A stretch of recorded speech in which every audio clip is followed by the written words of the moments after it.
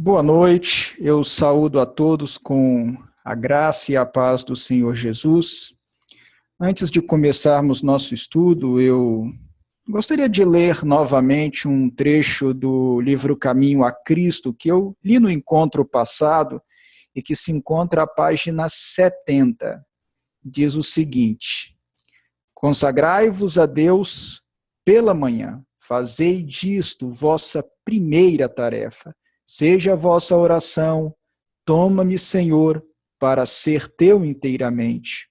Aos teus pés deponho todos os meus projetos, usa-me hoje em teu serviço, permanece comigo e permite que toda a minha obra se faça em ti. Esta é uma questão diária. Cada manhã, consagrai-vos a Deus para esse dia. Irmãos, a primeira coisa que precisamos fazer todos os dias, ao acordarmos, falei isso há 2 semanas, na verdade, não é comer, não é tomar banho, não é ligar o computador, não é acessar o Facebook, não é acessar o WhatsApp, não é fazer qualquer outra coisa, é orar. E como eu disse no encontro passado, isso é um dever e também é um privilégio. Precisamos orar ao nos levantarmos, precisamos orar ao nos deitarmos, que a oração seja nosso primeiro e também nosso último ato do dia, literalmente. Nós não podemos ser como os gentios que não conhecem ao Senhor, nem como os animais que não pensam. Nós devemos orar sem cessar e várias vezes ao dia. Talvez vocês não saibam, alguém não saiba, mas os antigos hebreus e os cristãos primitivos oravam pelo menos 3 vezes ao dia, em momentos específicos. Entre 8 e 9 horas da manhã, era a oração da manhã, entre 11 horas e o meio-dia, era a oração do meio-dia, e entre as 14 e as 15 horas era a oração da tarde. E isso todos os dias. E precisamos orar especialmente antes de estudarmos as Escrituras. Em O Grande Conflito, a página 599, a irmã White nos diz que nunca se deve estudar a Bíblia sem oração. Nunca. Antes de estudarmos a palavra de Deus, precisamos pedir a iluminação do céu. E é oportuno dizer que há uma posição física mais indicada para a oração. Salomão orou ajoelhado na dedicação do templo. Daniel se ajoelhava em seu quarto quando 3 vezes ao dia orava ao Senhor. E, em Obreiros Evangélicos, à página 105, encontramos a seguinte declaração: tem cuidado primeiro de ti e depois da doutrina.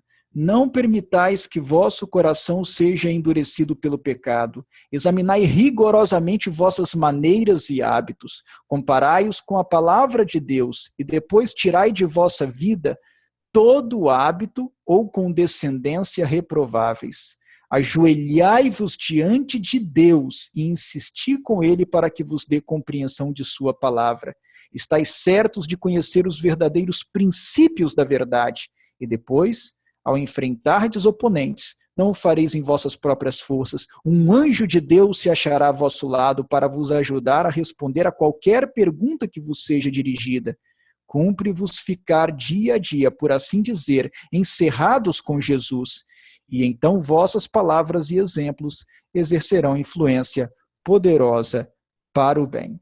Com esse pensamento, eu convido os irmãos a se ajoelharem para orarmos ao Senhor. Eu vou me ajoelhar aqui e vou dirigir uma pequena oração. Senhor Deus e amado Pai, neste momento nós adentramos o santuário celestial e nos achegamos mesmo ao Santíssimo, ao Santo dos Santos, onde o Senhor Jesus, em meio a uma assembleia de miríade de anjos, intercede por nós. Nós suplicamos, ó Pai, que o Senhor nos abençoe nesta noite. Eu peço por mim mesmo que o Senhor me dê ânimo, que o Senhor me dê vigor, que o Senhor me dê sabedoria, que o Senhor ilumine a minha mente para que eu consiga transmitir da maneira correta os seus grandes princípios. Peço pelos irmãos que estão conectados, que todos os participantes possam aprender das Escrituras e dos livros inspirados o que é a verdade. Que o Senhor seja o nosso mestre de justiça nesta noite, que o Senhor ilumine as nossas mentes e que o que for dito aqui seja para o nosso crescimento espiritual e para a nossa preparação para a eternidade. Dê-nos a sua paz. É o que nós lhe suplicamos. Em nome do Senhor Jesus. Amém.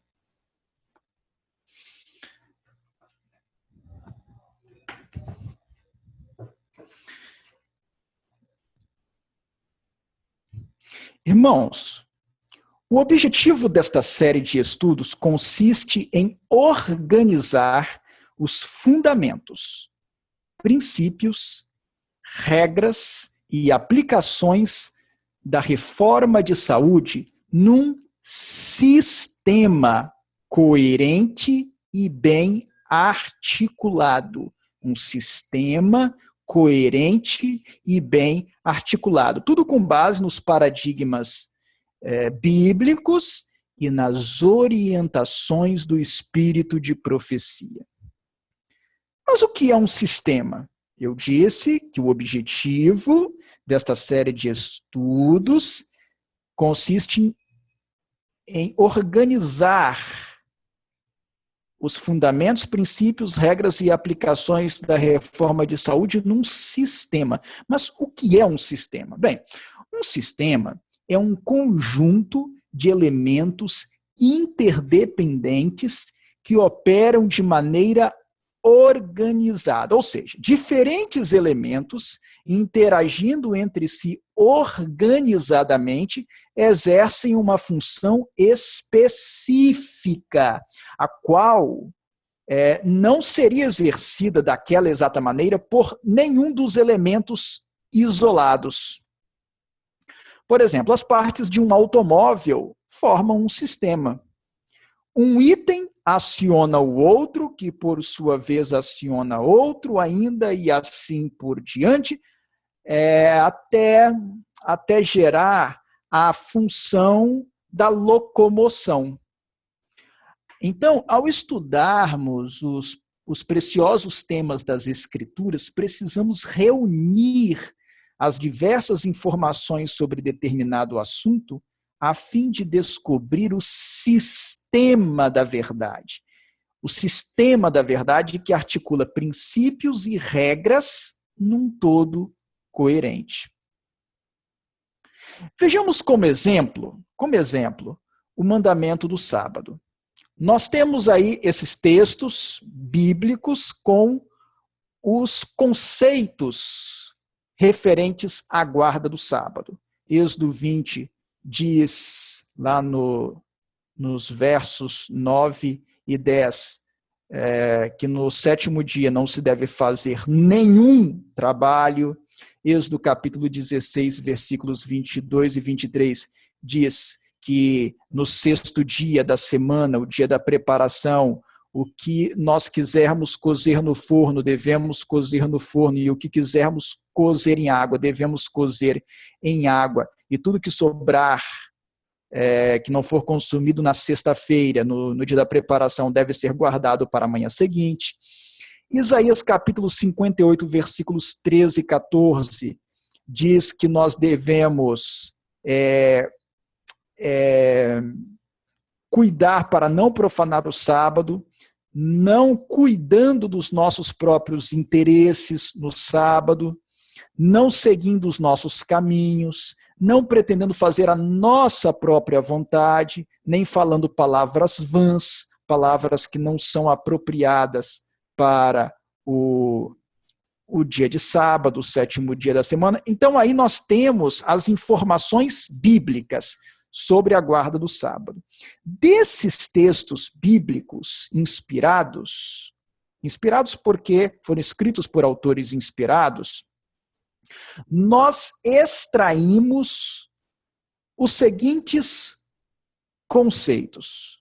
O conceito de que não devemos fazer trabalho algum no sábado, o conceito de que devemos assar e cozinhar, isto é, preparar todo o alimento no sexto dia da semana, nunca no sábado, o conceito de que não devemos cuidar dos nossos próprios interesses, não devemos fazer nossa própria vontade, não devemos falar palavras vãs, ou seja, palavras sem utilidade espiritual no sábado. Esses são os conceitos que nós extraímos daqueles textos inspirados.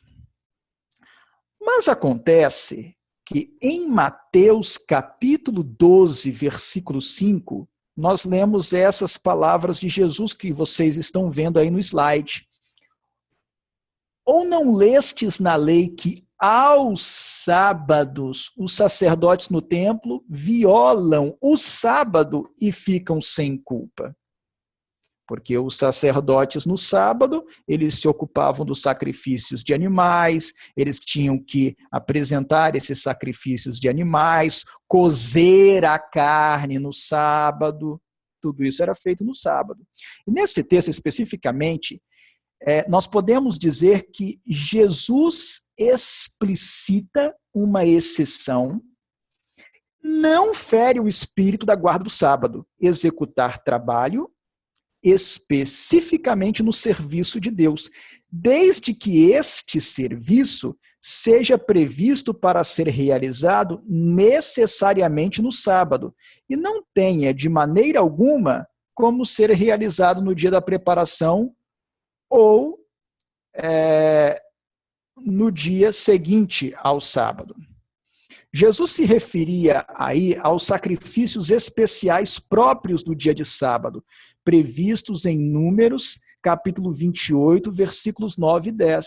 Esses sacrifícios, a que Jesus está se referindo, não tinham como ser realizados em outro dia. Se fossem feitos na sexta-feira, seriam sacrifícios da sexta-feira, não do sábado. Havia uma impossibilidade total para a realização desses sacrifícios no dia precedente. E, além disso, eles eram feitos para o serviço de Deus. Então, não se trata aqui de um serviço que, de alguma forma, tinha como ser realizado no dia da preparação, nem de algo que o descuido fez com que não estivesse pronto até antes do início do sábado. Não, se trata de algo que só podia ser feito no sábado, o sacrifício especial do sábado. Então, vejam, isso é o sistema. Se a situação se ajusta à descrição contida na regra, a conduta deve obedecer rigorosamente à regra. Se ela se ajusta à hipótese prevista na exceção, deve seguir a previsão existente para a exceção. Não se pode fugir disso. Não pode haver uma gambiarra interpretativa, não pode haver flexibilidade injustificada e arbitrária. Nada de criar jeitinhos ou exceções não contempladas pelo espírito ou lógica da lei. Isso aí é o sistema. Também podemos exemplificar a ideia de sistema, de normas, no que diz respeito às leis de trânsito, que infelizmente uma boa parte, eu usaria dizer a maioria dos observadores do sábado, infelizmente, transgride, desobedece, que é uma vergonha. Queremos fazer parte dos 144 mil e transgredimos as leis de trânsito. Nossos registros estão cheios de infrações de trânsito praticadas com multas aplicadas, ou seja, não temos sido diferentes dos mundanos, o que é lamentável. E alguém pode pensar assim, mas nós precisamos ser perfeitos nisso também. Pensei que a perfeição só envolvesse mandamentos e orientações bíblicas.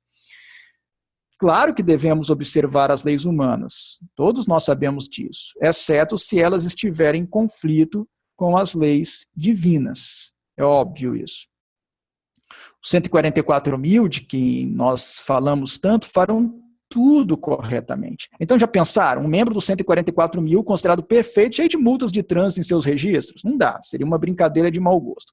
Mas eu toquei no ponto referente às leis de trânsito para reforçar a ideia de sistema, que é algo que valorizaremos na série de estudos que estamos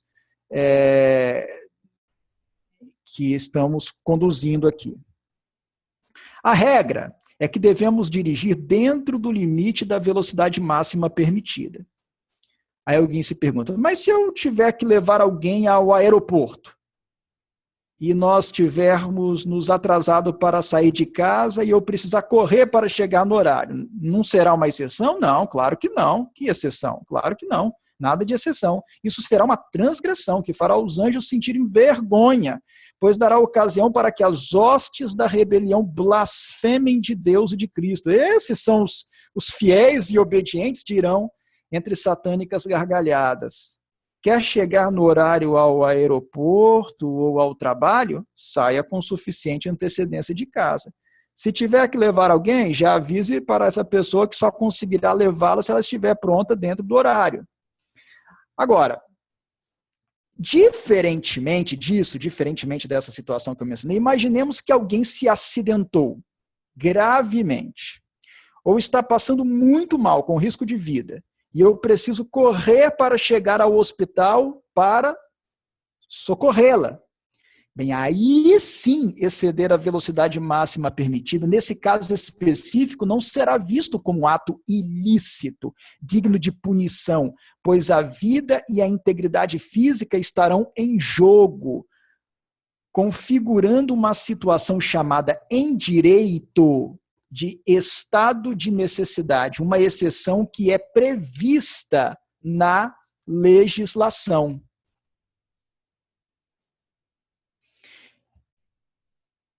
Aí alguém vai me perguntar, mas chegar ao aeroporto no horário também não seria um estado de necessidade? Não, claro que não. O estado de necessidade só existe quando o bem que se quer proteger tiver importância social superior à regra legal que concretamente está sendo violada. Chegar ao aeroporto no horário é do interesse individual, não é do interesse da sociedade. Já a defesa da vida, sim, é de importância social reconhecida. Então, vejam, isso é pensar sistematicamente. Se a conduta se ajusta à regra, é essa que deve incidir. Se a conduta se ajusta à exceção, é ela que deve ser aplicada. Nesta série de estudos, buscaremos descobrir qual é o verdadeiro sistema da reforma de saúde, tal qual se extrai das orientações do espírito de profecia. O que eu estou propondo para os irmãos é um conhecimento organizado, sistematizado. Não um conhecimento bagunçado, atrapalhado e confuso. Nós precisamos concatenar bem as declarações inspiradas para obtermos dessas declarações os verdadeiros princípios e regras da reforma de saúde. Então, feitas essas considerações introdutórias sobre a noção de sistema, vamos passar agora ao estudo da reforma de saúde propriamente dita. Mas vamos ficar com isso em mente. Eu estou sempre buscando organizar o sistema com os textos inspirados. Irmãos, no plano de Deus para o ser humano, princípios e regras de saúde sempre estiveram presentes. Isso ficou claro no estudo de 2 semanas atrás, no estudo anterior. Os princípios e regras de saúde sempre estiveram presentes, quer antes, quer depois da entrada do pecado. Em outras palavras, sempre houve orientações de saúde para o povo de Deus. Antes da queda, como vocês estão vendo aí na primeira ilustração, o regime alimentar estabelecido por Deus era o estritamente vegetariano, composto de ervas que dessem semente, de árvores em que houvesse fruto que desse semente. Alimentos de origem animal não estavam incluídos. Após a queda, Deus acrescentou a erva do campo, isto é, verduras, raízes e tubérculos, a fim de que o homem pudesse encontrar alimento para a sua subsistência mesmo fora do jardim do Éden, ao cultivar uma terra amaldiçoada. Vocês estão vendo a segunda ilustração aí. Mas ainda assim, depois da expulsão de Adão e Eva do jardim do Éden, o regime alimentar continuou puramente vegetariano. Embora eles oferecessem sacrifícios de animais, como vocês estão vendo aí na terceira ilustração de cima, eles não se alimentavam da carne dos animais. Foi apenas logo após o dilúvio que Deus autorizou o consumo de carne, como vocês estão vendo na ilustração maior, na parte de baixo. Mesmo assim, apenas a carne de animais limpos, cuja lista pode ser encontrada em Levítico capítulo 11 e em Deuteronômio capítulo 14. Na mesma ocasião, Deus foi taxativo ao proibir o consumo de sangue, vedação que foi repetida e reiterada mais de uma vez posteriormente. Durante a peregrinação no deserto, Deus tentou atrair novamente os israelitas, séculos depois do dilúvio, né? Séculos depois, já com o povo de Israel. Deus tentou atrair novamente os israelitas para a abstinência de carne, mas o coração duro do povo não entendeu os propósitos divinos. Está representado aí pela última ilustração, essa do canto direito inferior. Mesmo assim, irmãos, não, nesse período não, irmão Francisco. Certamente antes do dilúvio, não.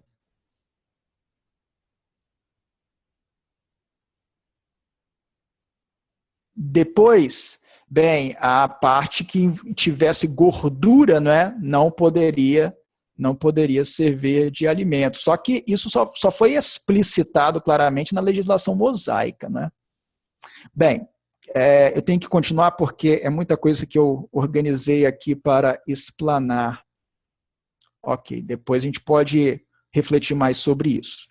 Bem, mesmo assim, irmãos, houve na história do povo de Deus homens fiéis e sensíveis à voz do Espírito Santo que não consumiam carne, como Daniel e seus companheiros e também como João Batista, o qual, segundo o espírito de profecia, era vegetariano e como reformador de saúde, um exemplo para o povo remanescente dos últimos dias. Sobre Daniel, eu gostaria de comentar algo mais que eu não comentei no encontro anterior. Alguns podem ficar em dúvida quanto a se Daniel era mesmo vegetariano ou não, por causa da declaração que encontramos no capítulo 10, versículos 2 e 3 de seu livro. Vocês estão com o texto aí na tela. Ali se diz: naqueles dias eu, Daniel, pranteei durante 3 semanas. Manjar desejável não comi, nem carne nem vinho entraram na minha boca, nem me ungi com óleo algum, até que passaram as 3 semanas inteiras. Como Daniel diz aí que não comeu nem carne nem vinho, até que as 3 semanas inteiras tivessem passado, concluem alguns que ele não fosse realmente vegetariano e que aquela sua abstinência de carne, relatada no capítulo 1, do seu livro, tivesse decorrido de outros fatores, tais como de que as carnes disponíveis na corte fossem imundas, carne de porco, por exemplo, de que não tivessem sido devidamente sangradas,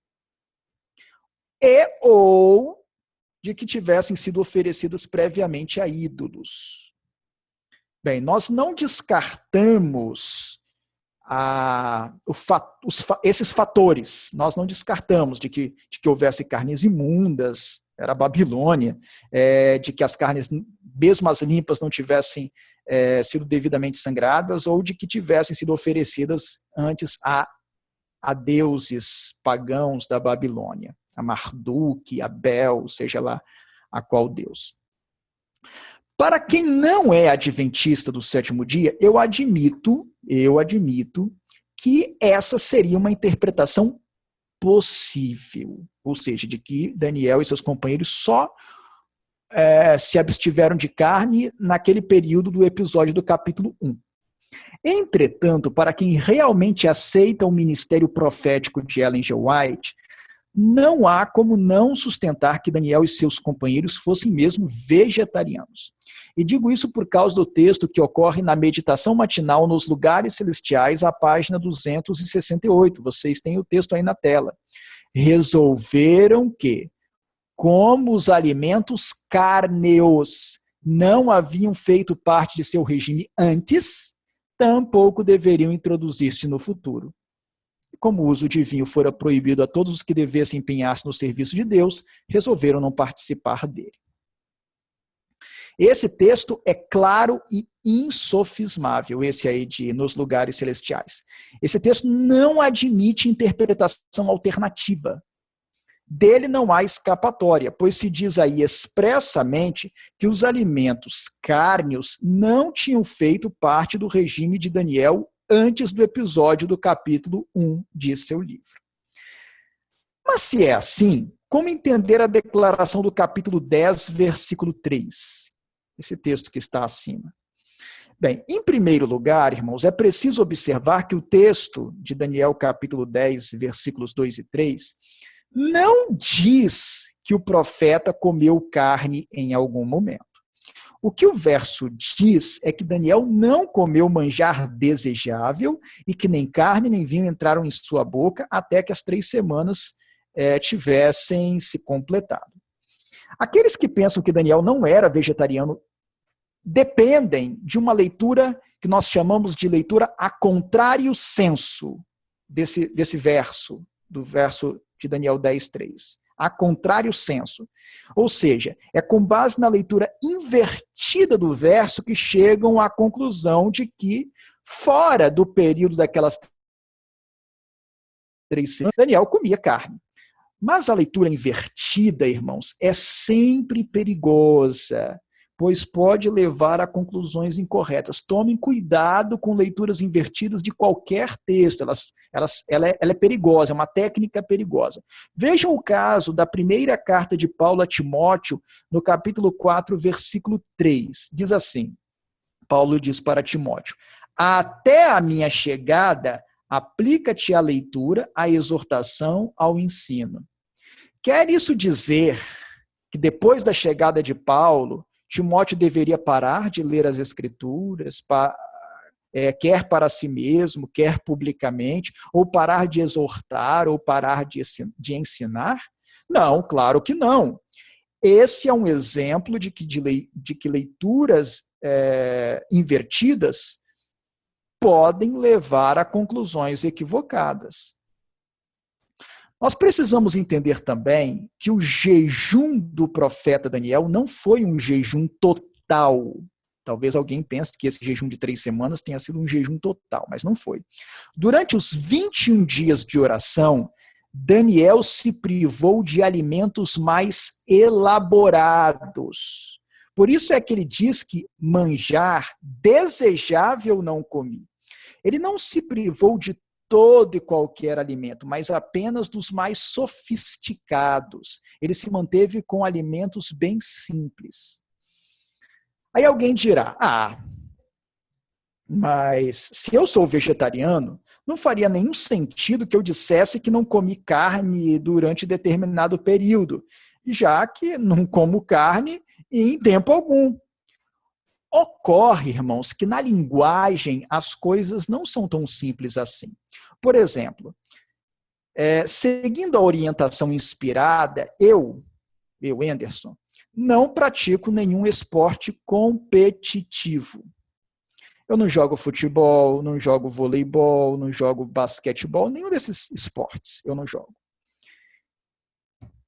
Digamos que eu passe por uma cirurgia e por causa do pós-operatório, eu fique durante algum tempo sem praticar qualquer atividade física. Pensem nessa hipótese. Bem, eu poderia dizer, durante o pós-operatório, não pratiquei atividade física nenhuma.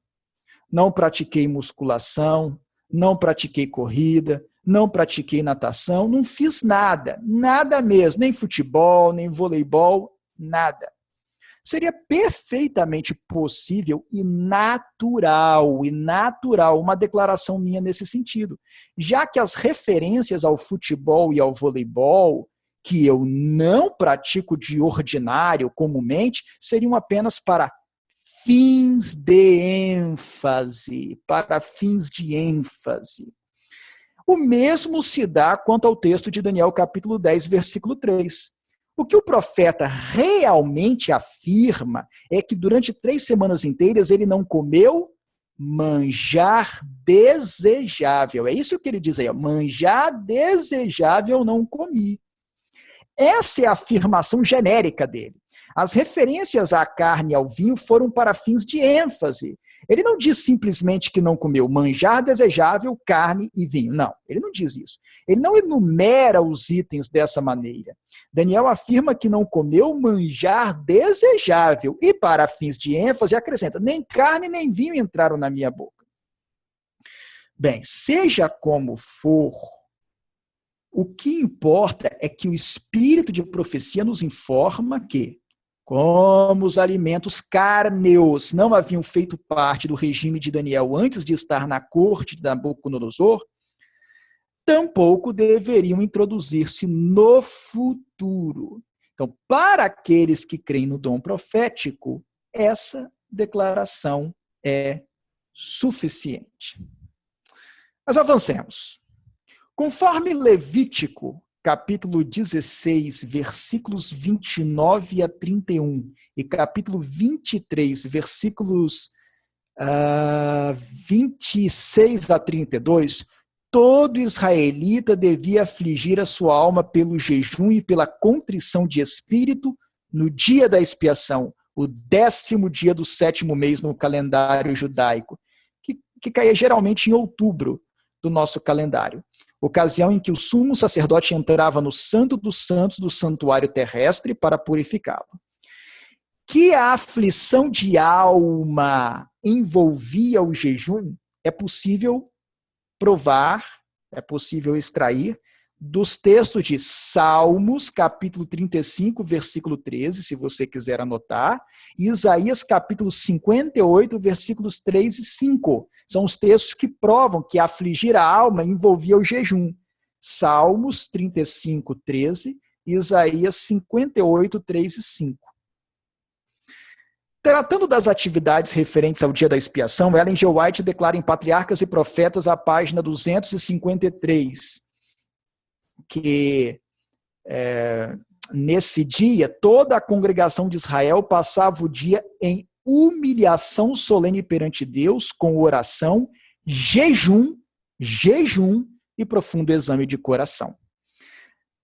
Irmãos, também agora, neste tempo atual de juízo investigativo, o juízo da casa de Deus, o grande dia da expiação antitípico, o povo de Deus é instado a afligir as suas almas, abstendo-se de alimentos que possam prejudicar sua saúde e atrapalhar o desenvolvimento das mais elevadas faculdades do espírito. Ellen G. White revela qual é o jejum especial que Deus espera que seu povo pratique neste tempo do fim. Sua declaração aparece em Conselho sobre o Regime Alimentar, a página 188. Está aí na tela. Ela diz: o verdadeiro jejum atual é a abstinência de qualquer espécie estimulante de alimento e o uso apropriado de alimento saudável e simples que Deus proveu em abundância. Está aí o texto para os irmãos acompanharem. Então, durante toda a experiência do povo de Deus na terra, irmãos, durante toda a experiência, desde o Éden até chegarmos ao nosso tempo, que é o tempo do fim, o tempo do juízo investigativo,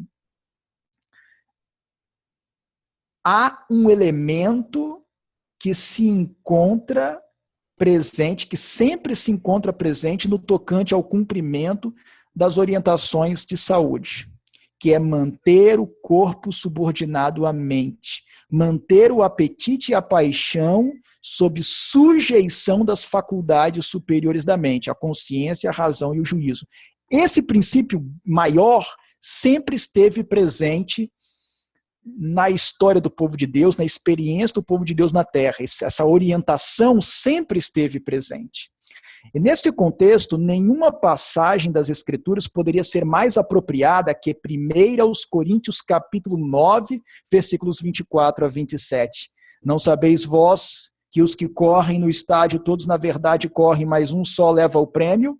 Correi de tal maneira que o alcanceis. Todo atleta em tudo se domina. Aqueles para alcançar uma coroa corruptível, nós, porém, a incorruptível. Assim corro também eu, não sem meta, assim luto, não como desferindo golpes no ar, mas esmurro o meu corpo e o reduzo à escravidão, para que, tendo pregado a outros, não venha eu mesmo a ser desqualificado. Esmurro meu corpo e o reduzo à escravidão é um conceito chave na verdadeira reforma de saúde.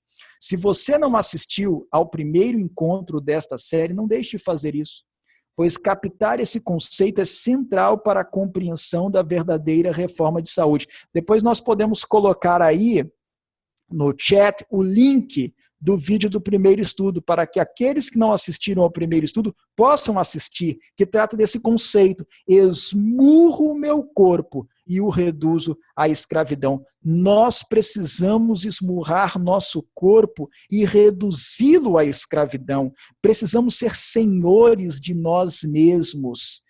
Veio aquele desejo de fazer alguma coisa errada? Esmurre seu corpo e o reduza à escravidão. Surgiu aquela ocasião, sabe-se lá por quê, para falar uma palavra chula, um palavrão? Não fale. De modo algum, de jeito algum. Mantenha sua boca em sujeição. Esmurre seu corpo e o reduza à escravidão. Uma música mundana veio à sua mente e você sentiu o desejo de ouvi-la ou de cantá-la para a honra e glória de Satanás? Afaste-a imediatamente de sua mente. Esmurre seu corpo e o reduza à escravidão. Você não pode ser escravo de Satanás por meio disso. Veio aquela tentação de comer algo impróprio para a saúde? Controle-se. Você tem que manter o controle de si mesmo. Exerça a força de vontade, e a vontade é o poder que governa. Submeta as faculdades inferiores, o apetite e a paixão ao comando das faculdades superiores da mente, a consciência, a razão e o juízo. Esmurre seu corpo e o reduza à escravidão. Isso é ser temperante em todas as coisas. Muitos bons e sinceros pregadores da reforma de saúde tentam desarmar os espíritos e tornar a reforma de saúde mais atraente, ressaltando os alimentos saborosos que podem ser obtidos e feitos com ingredientes de origem vegetal, como esses exemplos que estão aí na tela para vocês. São todos alimentos veganos no sentido de vegetarianos estritos, não é? Sem carne, sem leite, sem ovos, nós temos aí esses exemplos. Bem, e muitos pregadores da reforma de saúde querem atrair as pessoas por causa dos bons alimentos e saborosos alimentos que nós podemos comer, alimentos preparados com ingredientes de origem vegetal, apenas ingredientes de origem vegetal. Bem, embora não haja nada de errado em frisar esse aspecto, que realmente é verdadeiro, há receitas vegetarianas muito saborosas e atraentes. E esse método de argumentação acaba por mascarar e desviar a atenção da verdadeira lógica da reforma de saúde. Além de promover a saúde do corpo, que é um dos grandes objetivos da reforma, certamente, o que Deus almeja é que seus servos aprendam a dominar a si mesmos, colocando seus desejos e conveniências rigorosamente subordinados à sua atenção ao que é o dever e o direito. Jamais serão bem-vindos aos olhos do céu e dos anjos celestiais aqueles que não têm força de vontade para abrir mão de prazeres por amor a Deus e por obediência às suas ordens. Jamais serão aceitos nas cortes celestes aqueles que, por amor ao apetite, não se dispõem a fazer a vontade de Deus nos mínimos detalhes, colocando sua glória acima de tudo. Se alguém é atraído a mudar seus hábitos alimentares apenas porque poderá comer bem, mesmo sendo vegetariano, o foco não estará em Deus, em sua vontade, mas no próprio indivíduo, em seu prazer, em seu bem-estar. Irmãos, ocorre que a reforma de saúde nada mais é do que um desdobramento no campo do desenvolvimento físico do grande maior mandamento da lei: amar a Deus sobre todas as coisas, inclusive acima de si mesmo. Ao próximo, ordena-se que amemos como a nós mesmos, mas a Deus temos de amar acima de todas as coisas, de todo o nosso coração, de toda a nossa alma, de todo o nosso entendimento e com todas as nossas forças, conforme lemos em Marcos capítulo 12, versículo 30. Esmurro o meu corpo e o reduzo à escravidão, dizia o apóstolo Paulo, para que, tendo pregado a outros, não venha eu mesmo a ser desqualificado. Esse é o fundamento lógico da reforma de saúde. Seguir a verdadeira reforma de saúde colocará o povo de Deus em constante tentação. Mas a cada vitória obtida, Satanás terá menos força e menos atrativos para oferecer, e por sua vez o servo de Deus se tornará mais forte e resistente diante da provação. Como é sabido, irmãos, assim como em outras áreas do viver cristão, no campo da saúde, a reforma proposta pelo Senhor exige renúncia e abnegação. Sim, renúncia de si mesmo, das coisas do mundo, e abnegação. Pode parecer difícil apresentando a ideia nesses termos, desnudos, sem rodeios, como eu estou apresentando, mas Deus promete ajudar o sincero a fazer a sua vontade. Deus mesmo é o que opera em nós o querer e o realizar, segundo a sua boa vontade, já dizia o apóstolo Paulo em Filipenses, capítulo 2, versículo 13. Mas para que Deus opere em nós o querer e o realizar, nós mesmos somos instados no versículo anterior, no verso precedente, a desenvolver a nossa salvação com temor e tremor. A reforma pró-saúde nos insta, irmãos, a uma mudança de práticas e também ao abandono de muitas coisas, com substituição por outras melhores. Sabedores disso, é inevitável a questão: devemos romper com hábitos errôneos imediatamente ou aos poucos, gradativamente? Ellen G. White responde a essa pergunta em Conselhos sobre o Regime Alimentar, à página 166. Dizem alguns quando se faz um empenho em esclarecê-los neste ponto: deixarei pouco a pouco. Satanás, porém, ri-se ante semelhantes decisões. Diz ele: estão seguros em meu poder. Neste terreno, não tenho receio quanto a eles. Ele sabe, porém, que não tem poder sobre o homem, que quando os pecadores o incitam, tem coragem moral para dizer positivo e categoricamente: não. Semelhante pessoa despediu a companhia do maligno e, enquanto se apega a Cristo, está segura, acha-se onde anjos celestiais se podem comunicar com ele, concedendo-lhe poder moral para vencer. Como diz, está em Conselhos sobre o Regime Alimentar, a página 166.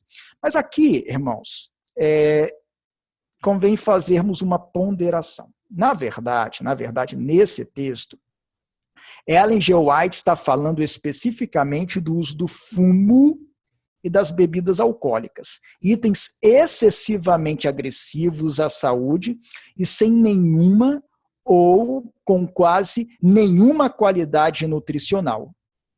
O mesmo não se dá com outros alimentos, temos que reconhecer.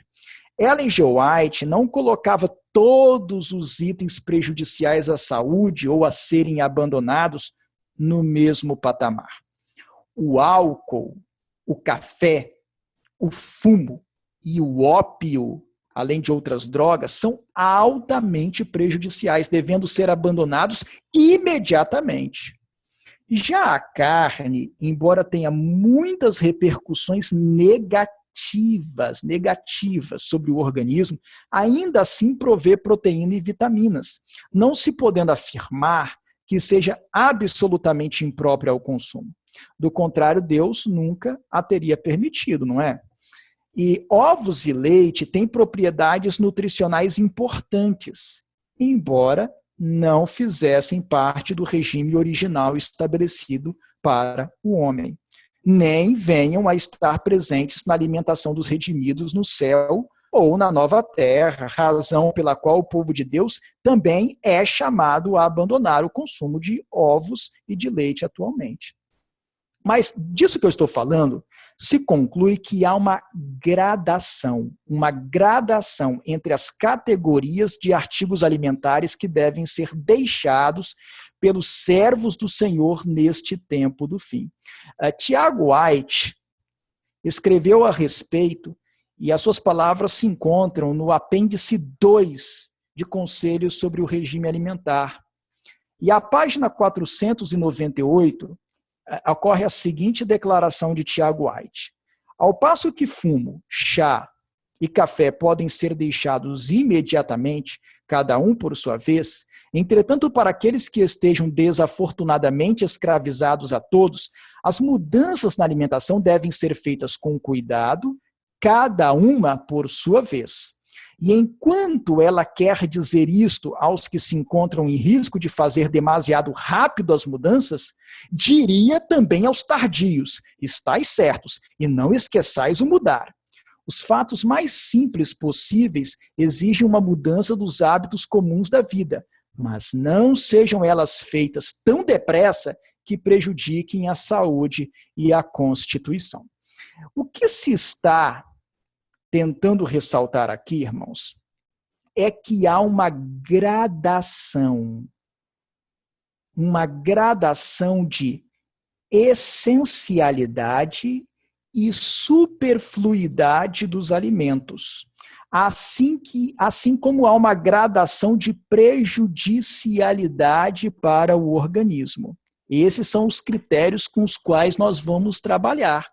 Essencialidade versus superfluidade, se o alimento é mais essencial ou menos essencial, mais supérfluo ou menos supérfluo, e o grau de sua prejudicialidade, se é mais prejudicial ou menos prejudicial. A quem deseja fazer a vontade de Deus acima de todas as coisas, pretende implementar os princípios e regras da reforma de saúde e não quer retroceder no futuro em sua decisão e em suas mudanças, pois como dizem as Escrituras, se retroceder, a minha alma não se compraz nele, está lá em Hebreus capítulo 10, versículo 38, se você retroceder em suas decisões, Deus não vai se alegrar, a alma de Deus não vai ter prazer na sua atitude.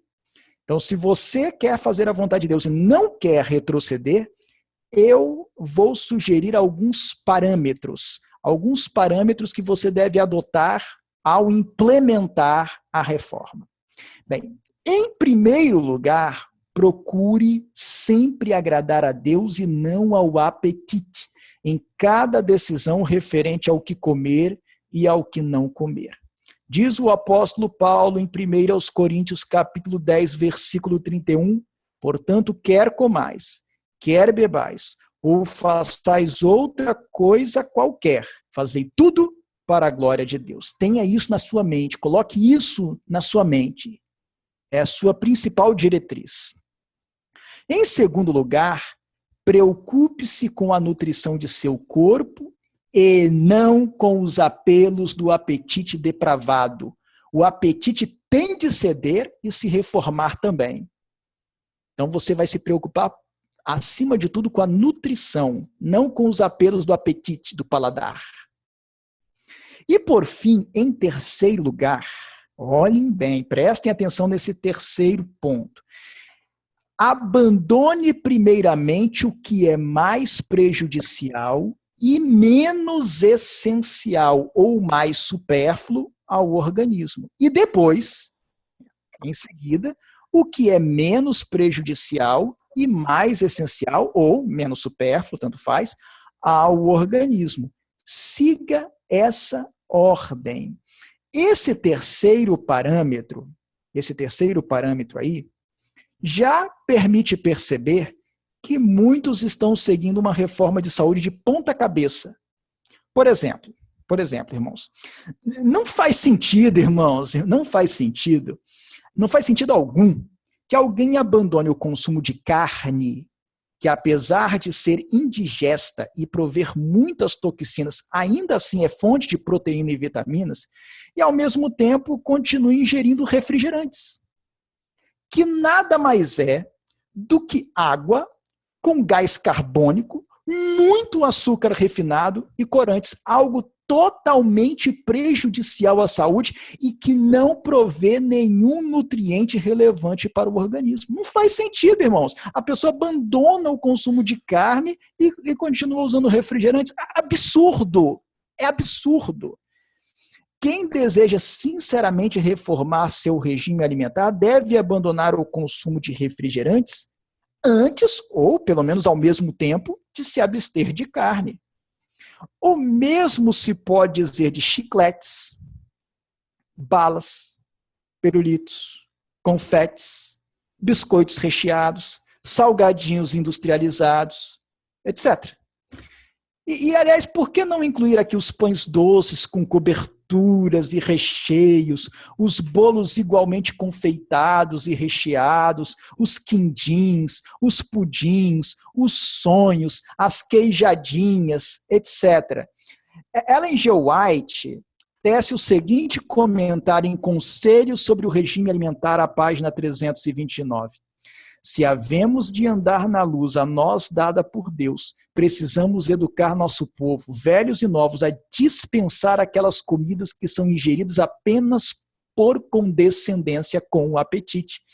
Nossos filhos devem ser ensinados a renunciarem às coisas desnecessárias, como doces, chicletes, sorvetes e outras gulodices, para que possam pôr o dinheiro poupado por sua abnegação na caixa da renúncia, das quais deve haver uma em todo lar. Por essa maneira, grandes e pequenas quantias seriam economizadas para a causa de Deus.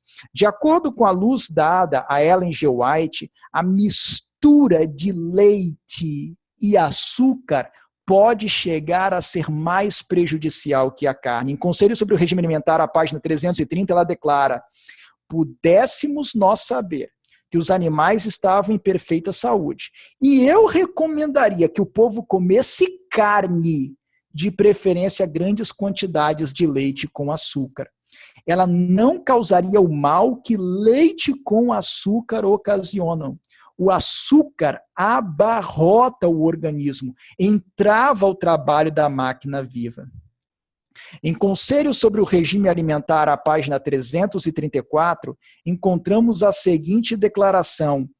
Eu vou ler somente aquela parte, algumas partes mais importantes. Ela diz assim: quisera que fôssemos todos adeptos da reforma de saúde. Oponho-me ao uso de pastelarias. Essas misturas são prejudiciais. Ninguém pode ter bons órgãos digestivos e um cérebro claro comendo largamente bolachas doces e bolo de nata e toda espécie de tortas e partilhando de grande variedade de comidas na mesma refeição. E depois ela fala: eu preferiria um regime carnívoro aos bolos e às pastelarias doces tão geralmente usados. Então, repetindo, irmãos, abandone-se primeiramente o que é mais prejudicial e mais supérfluo, e em seguida, e por sua vez, abandone-se o que é menos prejudicial e menos supérfluo. Esse deve ser o critério. Então vamos lá. Se você ainda bebe refrigerantes, que tal aproveitar esta ocasião para abandoná-los de vez? Abandonar o uso de refrigerantes, todos. E abandone também os chicletes, as balas, os pirulitos, os confetes, os biscoitos recheados. Biscoitos recheados são cheios de açúcar e gordura vegetal hidrogenada, os salgadinhos industrializados, etc. Abandone também os pães doces com coberturas e recheios e aqueles cremes todos, os bolos igualmente confeitados e recheados, os quindins, os pudins, os sonhos, as queijadinhas. Elimine todos esses itens que eu mencionei e outros assemelhados em primeiro lugar. Eles não fornecem nenhum ou quase nenhum nutriente importante para o organismo, só trazem males. O abandono da carne pode vir depois, não muito depois, não, mas logo depois. Exclua primeiro o que é mais prejudicial e mais supérfluo, e depois o que é menos prejudicial e menos supérfluo. Bem, passaremos agora ao estudo dos grandes princípios e regras da reforma de saúde, tal como revelada para o povo de Deus do tempo do fim. Começaremos por aqueles princípios ou regras que podem e devem ser aplicados mesmo antes do abandono do alimento cárneo. Frequentemente, a reforma de saúde, irmãos, tem sido confundida com vegetarianismo. Mas, conquanto o vegetarianismo seja uma das propostas mais importantes da mensagem de saúde, esta de forma alguma se restringe à abstinência de carne. Os que pensam assim estão laborando em grave equívoco. Há práticas e procedimentos que o indivíduo faria bem em implementar enquanto ainda se alimenta de carne e de outros itens de origem animal. Ou seja, mesmo que você, estou falando para você, ainda consuma carnes limpas, as imundas não, né? Essas de jeito nenhum, mas mesmo que você ainda consuma carnes limpas, as orientações inspiradas que eu vou transmitir agora são para você também. Elas deveriam ser implementadas por todos, onívoros, ou seja, os que comem carne, vegetais, e vegetarianos. São instruções para as quais o espírito de profecia dá grande ênfase, muita ênfase. É por essas orientações que começaremos nosso estudo mais específico da reforma de saúde. Então vamos avançar. Comecemos pela orientação quanto à regularidade nas refeições. Isto é, a quantidade máxima de refeições, o intervalo entre as refeições e a abstinência de ingestão de qualquer alimento nesse período. Um dos conceitos mais frisados pelo espírito de profecia no tocante à reforma de saúde diz respeito à quantidade de refeições que devem ser feitas durante o dia e ao intervalo mínimo entre elas. Em Conselho sobre o Regime Alimentar, a página 182, Ellen G. White declara 3 refeições ao dia. E coisa alguma entre elas, nem mesmo uma maçã, deve ser o limite máximo da condescendência. Os que vão além violam as leis da natureza e sofrerão a penalidade. A página 173, também de Conselho sobre o Regime Alimentar, Ellen G. White diz o seguinte: o estômago precisa receber cuidadosa atenção, não deve ser mantido em trabalho constante. Dai a esse maltratado e muito abusado órgão alguma paz, sossego e descanso. Depois de haver o estômago feito sua obra relativa a uma refeição, não abarroteis mais trabalho sobre ele antes de ter tido oportunidade de descansar e antes de ter sido pela natureza provido suficiente suprimento de suco gástrico para cuidar de mais alimento. Agora prestem atenção, olhem aí para a tela. 5 horas, pelo menos, devem mediar entre uma e outra refeição. E tende sempre em mente que, se quisesseis fazer uma experiência, veríeis que 2 refeições são preferíveis a 3. Então, como se observa aí, irmãos, de acordo com o padrão revelado, a quantidade máxima de refeições que o ser humano deve fazer por dia são 3. E o intervalo entre as refeições deve ser de, no mínimo, 5 horas. Está aí no texto. Basta vocês olharem o texto. Na verdade, em A Ciência do Bom Viver, a página 304, Ellen G. White declara: para as pessoas de hábitos sedentários, as ceias tarde da noite são particularmente nocivas. Para essas, as desordens criadas são geralmente o começo de doenças que findam na morte. Em muitos casos, a fraqueza que leva a desejar alimento é sentida porque os órgãos digestivos foram muito sobrecarregados durante o dia. Depois de digerir uma refeição, os órgãos que se empenharam nesse trabalho precisam de repouso. Pelo menos 5 ou 6 horas, pelo menos 5 ou 6 horas devem entremear as refeições. E a maior parte das pessoas que experimentarem esse plano verificarão que 2 refeições por dia são preferíveis a 3. Esse texto, irmãos, revela com clareza que o intervalo mínimo entre as refeições preconizado pela inspiração é de 5 a 6 horas. Não de 4 horas, não de 4 horas e meia, mas de 5 a 6 horas. Atualmente, médicos, nutricionistas e profissionais de educação física preconizam que o melhor é alimentar-se de 3 em 3 horas, em pequenas quantidades, o que, segundo eles, impede o catabolismo, isto é, a degradação das macromoléculas e de tecidos musculares, que tendem a ser degradados primeiramente por serem mais ativos. Os tecidos musculares tendem a ser degradados primeiramente porque eles são mais ativos, estão em mais atividade. Eles seriam degradados com um período longo sem a pessoa se alimentar, para a liberação de energia. Comer de 3 em 3 horas também evitaria, segundo essa corrente de pensamento, o acúmulo de gordura decorrente da grande ingestão de alimento de uma só vez, que é o que tende a ocorrer quando são feitas poucas refeições com maior intervalo entre elas. Todavia, irmãos, a busca desse objetivo de evitar o acúmulo de gordura, se dá em detrimento do efeito que o trabalho contínuo do aparelho gastrointestinal exerce sobre a mente.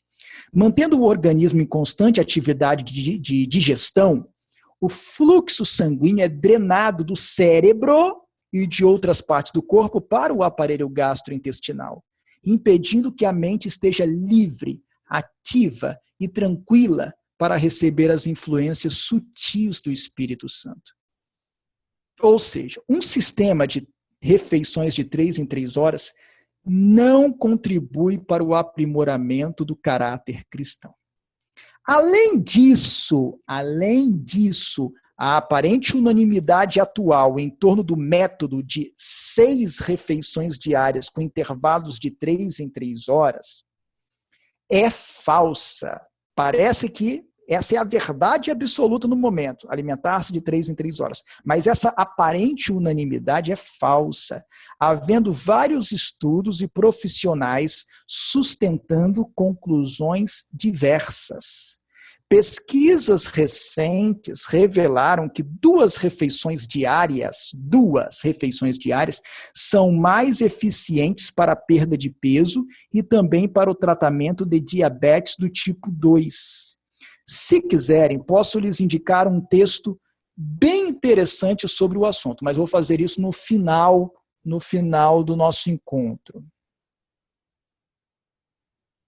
O irmão Rafael postou aqui um texto. Esse texto é um estudo,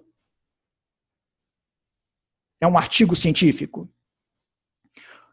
O texto diz assim: comer somente no desjejum e almoço reduziram o peso corporal, esteatose, glicemia de jejum do plasma, peptídeo C e glucagon, e aumento da tolerância oral à glicose, mais do que a mesma restrição calórica dividida em 6 refeições. Estes resultados sugerem que para diabéticos tipo 2 em uma dieta hipoenergética, comer desjejuns e almoços maiores pode ser mais benéfico do que 6 refeições menores durante o dia. Muito obrigado, é uma contribuição importante aí para o nosso estudo. Acho que foi dito algo mais.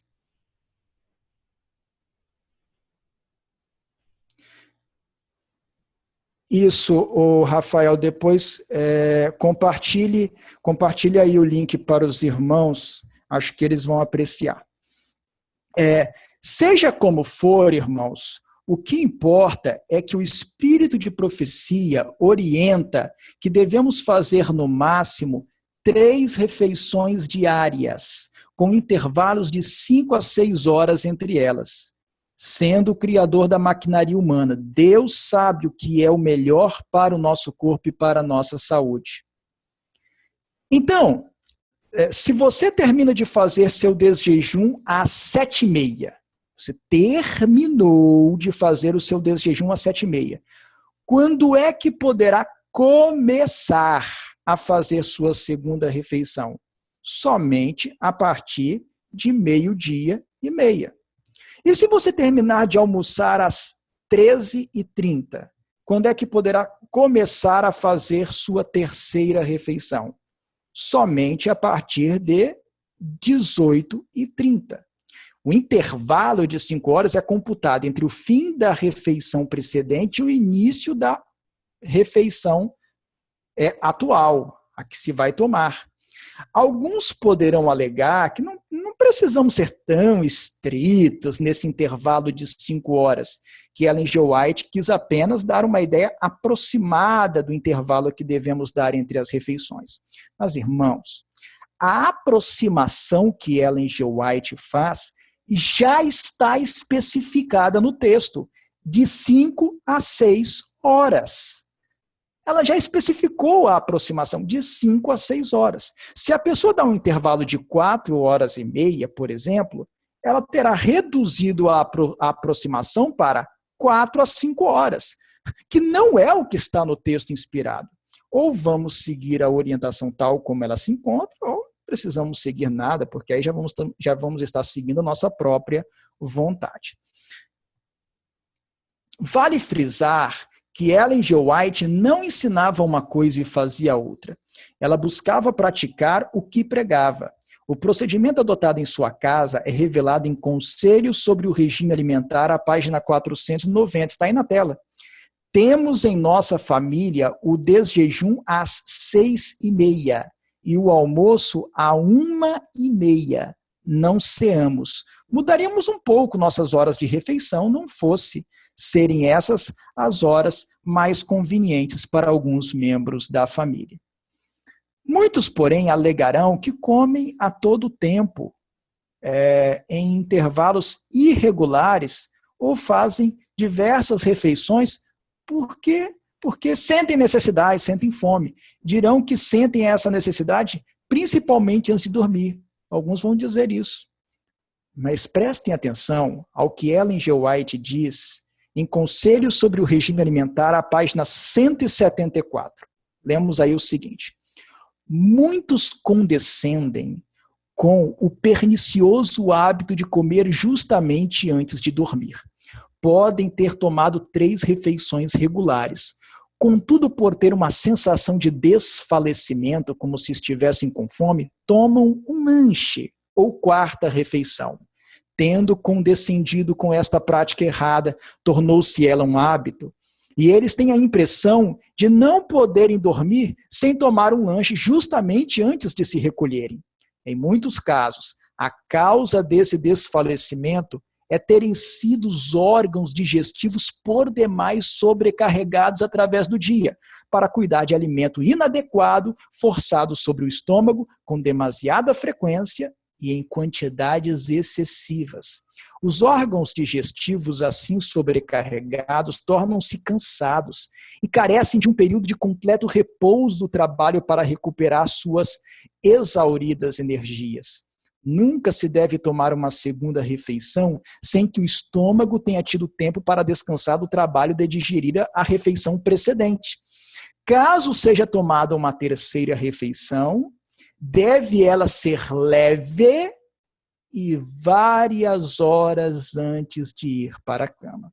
Então, caso seja tomada uma terceira refeição, deve ela ser leve e deve ser bastante antes de ir para a cama. Então, nesse trecho, irmãos, Ellen G. White qualifica o hábito de comer justamente antes de dormir de pernicioso. Ela afirma que muitos, por terem uma sensação de fraqueza ou desfalecimento, tomam um lanche ou uma 4ª refeição, o que ela chama de prática errada.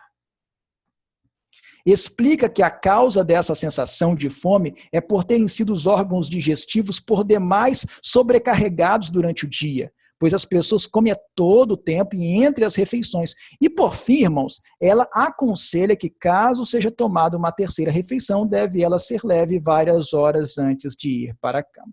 Sobre a causa da sensação de esvaimento ou fome que leva muitos a comerem entre as refeições e também tarde da noite, vale a pena atentar para o seguinte texto do Espírito de Profecia, encontrado em Conselhos sobre o Regime Alimentar, as páginas 174 e 175. Ela diz assim: depois de sobrecarregado e após ter efetuado sua tarefa, o estômago fica exausto, o que motiva a sensação de esvaimento. Então, muitos se enganam, julgando que seja a falta de alimento que produza essa sensação. E sem darem ao estômago tempo para descansar, tomam mais alimento, o qual, no momento, remove a debilidade. E quanto mais se condescender com o apetite, tanto mais clamará ele por satisfação.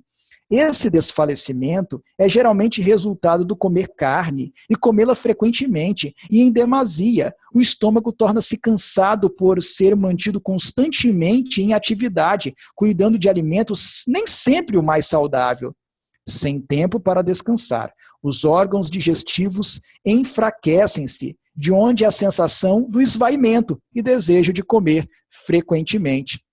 O remédio de que precisam esses é comer menos frequentemente e em menor abundância, satisfazendo-se com alimento simples e natural, comendo 2 vezes ou no máximo 3 vezes ao dia.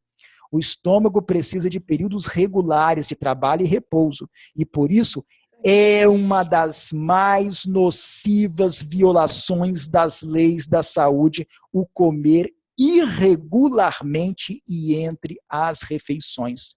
Com hábitos regulares e alimento apropriado, o estômago gradualmente se recuperará. Irmãos, como vocês veem aí, Ellen G. White qualifica o comer irregularmente e entre as refeições como uma das mais nocivas violações das leis da saúde. Portanto, aquele que abandonou o consumo de carne, mas não respeita os intervalos corretos entre as refeições e ainda se alimenta entre as refeições, pode até ser considerado um vegetariano, mas não um reformador da saúde, pois está desatendendo a orientação divina. Alguns poderão considerar tal rigor que eu estou expondo aqui um exagero, uma manifestação de extremismo, mas não é. Não importa o que pensamos acerca disto ou daquilo, mas qual seja a vontade revelada de Deus. Veremos a seguir, irmãos, com que seriedade o Espírito de Profecia lida com o princípio de não se comer entre as refeições e com que grau de rigor somos instados a praticar a orientação. Em A Ciência do Bom Viver, a página 303, Ellen G. White declara: tomada a refeição regular, deve-se permitir ao estômago um descanso de 5 horas. Nenhuma partícula de alimento deve ser introduzida no estômago até a próxima refeição. Estão vendo aí? Nenhuma partícula de alimento. Nada. Absolutamente nada. Em Testemunhos para a Igreja, volume 2, a página 737, ocorre a seguinte declaração. Ela também está em Conselhos sobre o Regime Alimentar, na página 180. Ela diz assim: fico atônita. Olhem a profetisa falando. Fico atônita ao saber que depois de todo o esclarecimento que tem sido dado nesta instituição, muitos de vós comam entre as refeições. Não deveis nunca, ela diz, nunca permitir que um bocado vos passe pelos lábios entre vossas refeições regulares. Comei o que deveis comer, mas comei-o na refeição, e então esperai até a próxima. Ainda em Conselhos sobre o Regime Alimentar, a página 182, Ellen G. White declara: 3 refeições ao dia, e coisa alguma entre elas, nem mesmo uma maçã. deve ser o limite máximo da condescendência. Os que vão além violam as leis da natureza e sofrerão a penalidade. Exatamente, ela disse, fico atônita, fico espantada. Ela diz, nem mesmo uma maçã. Nem mesmo uma maçã. E a página 181 dessa mesma obra, ela orienta a não comermos, na página 181, eu não coloquei aí, ela orienta a não comermos coisa alguma entre as refeições, nem mesmo uma maçã, uma noz. Ela fala assim, nem mesmo uma noz, ou qualquer espécie de fruta, nem mesmo uma noz, nada, absolutamente nada. Portanto, está muito claro que, pela orientação divina, 3 refeições diárias são o máximo que o ser humano deve fazer, não comendo nada entre elas. Alguns praticantes da reforma de saúde tendem a flexibilizar essa regra quando estão em viagens. Dentro do vagão do trem, do automóvel, não é? Quando nós estamos viajando, aí abrem o pacote de biscoito e ficam comendo fora da refeição, dentro do avião, mas nem isso deveria ocorrer. A esse respeito, Ellen G. White também se manifesta, até sobre isso o Espírito de Profecia fala, em A Ciência do Bom Viver, as páginas 303 e 304. É de vital importância a regularidade no comer. Deve haver tempo determinado para cada refeição. Nesta ocasião, coma cada um que o organismo requer e depois não tome nada mais até a próxima refeição. Muitas pessoas comem quando o organismo não sente necessidade de alimento, em intervalos irregulares e entre as refeições, porque não tem suficiente força de vontade para resistir à inclinação. Quando em viagem, alguns estão continuamente mordicando, se lhes chega ao alcance qualquer coisa de comer. Alguém oferece, né, e a pessoa aceita. Isto é muito nocivo. Se os viajantes comessem regularmente um alimento simples e nutritivo, não experimentariam tão grande fadiga, nem sofreriam tanto enjoo. Alguns talvez vão dizer, mas eu não consigo, eu passo mal, preciso comer alguma coisa entre as refeições, principalmente quando estou viajando. Consegue?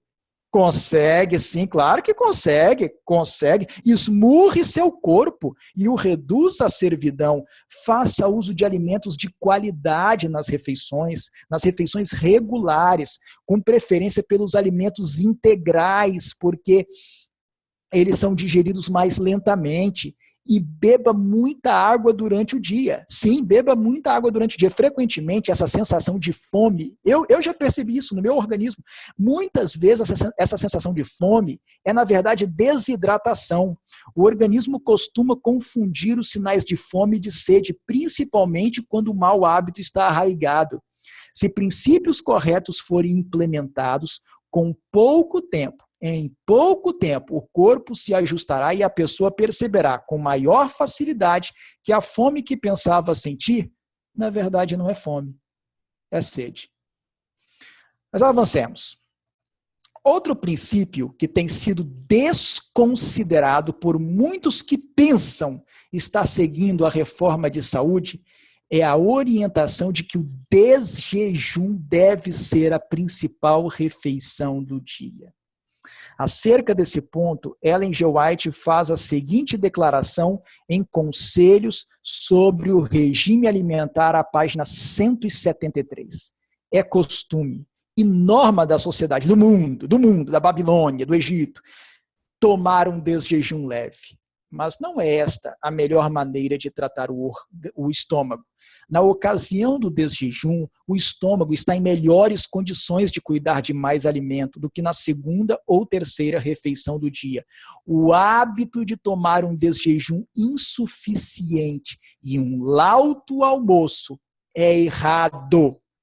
Fazei vosso desjejum, o lanche da manhã, corresponder mais aproximadamente à refeição mais liberal do dia. Eu vou repetir.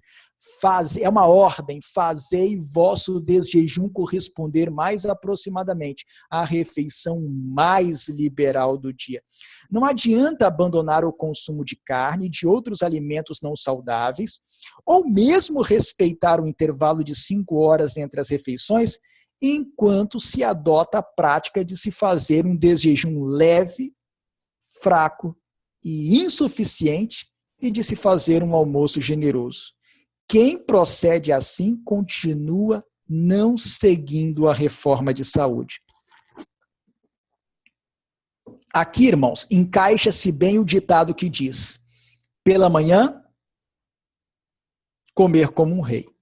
Ao meio-dia, comer como um príncipe. E à noite, comer como um mendigo.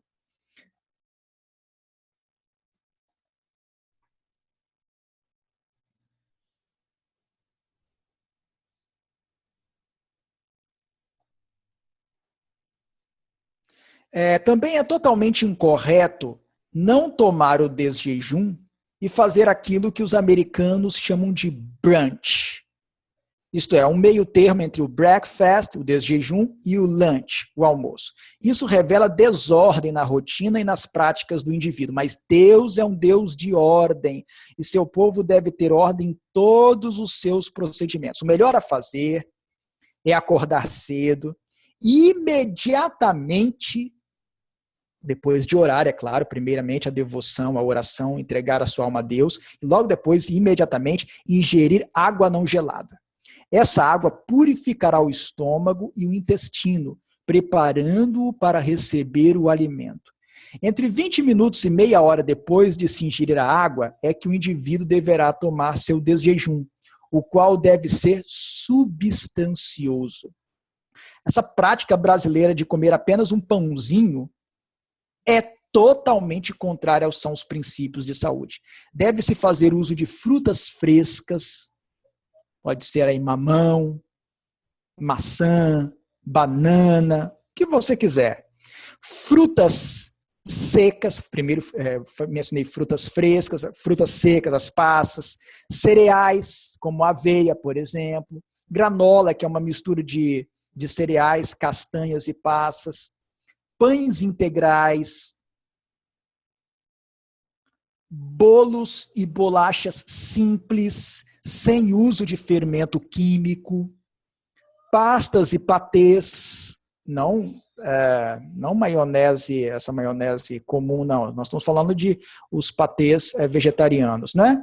E ainda outros alimentos igualmente saudáveis. Alguns dirão que não sentem apetite logo pela manhã e o justificarão dizendo que seu organismo é diferente, mas isso geralmente não é o caso. O que ocorre, na verdade, é que foram mal acostumados por longo período a não se alimentarem pela manhã ou se alimentarem mal e a comerem uma refeição generosa tarde da noite.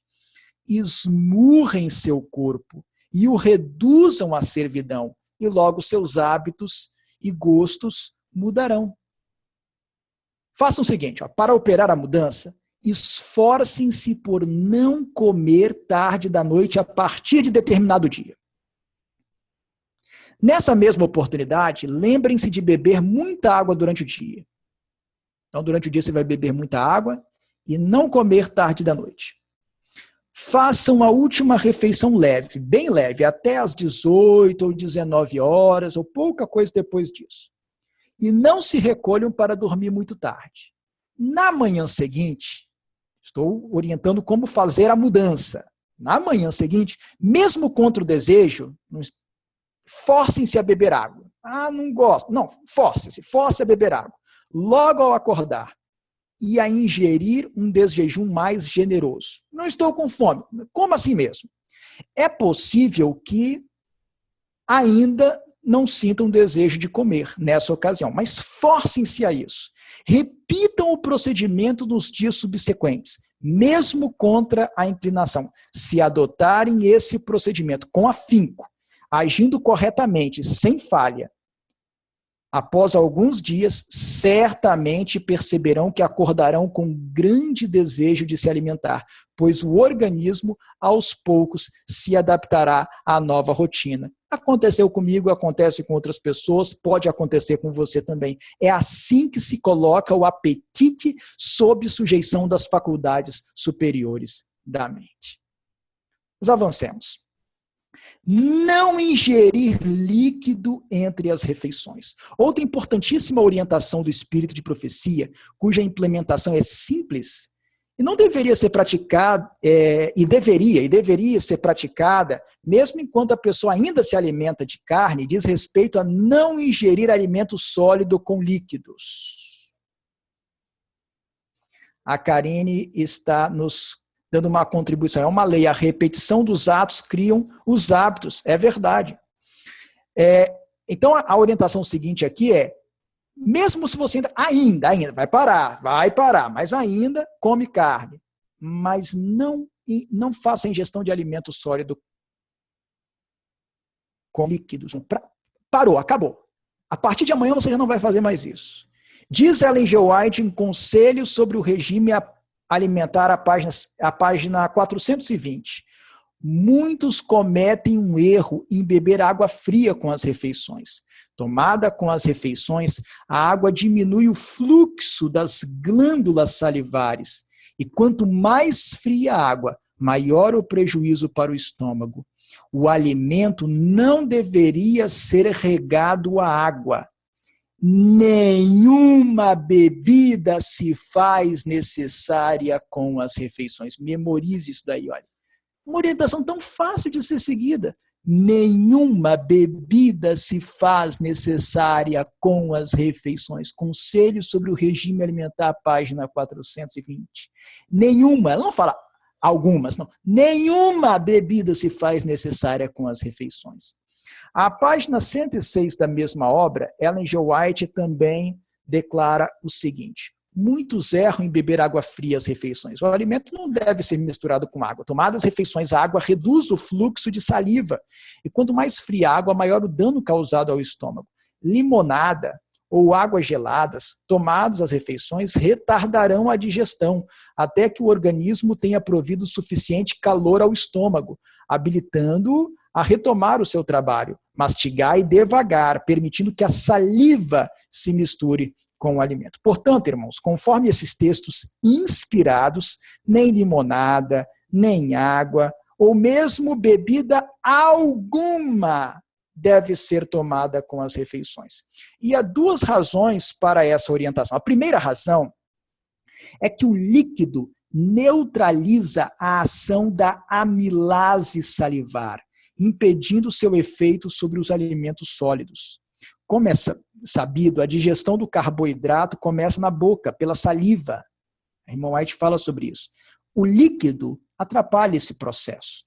A segunda razão é que o líquido neutraliza igualmente a ação do suco gástrico, impedindo seu efeito ácido sobre os alimentos sólidos.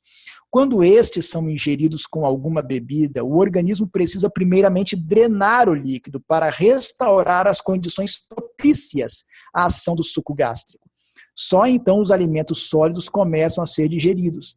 Nisso, porém, esses alimentos sólidos podem sofrer fermentação, perdendo parte de seu valor nutricional. Ah, sofreu fermentação, o que é isso? Estragou, o alimento estraga, os nutrientes são destruídos.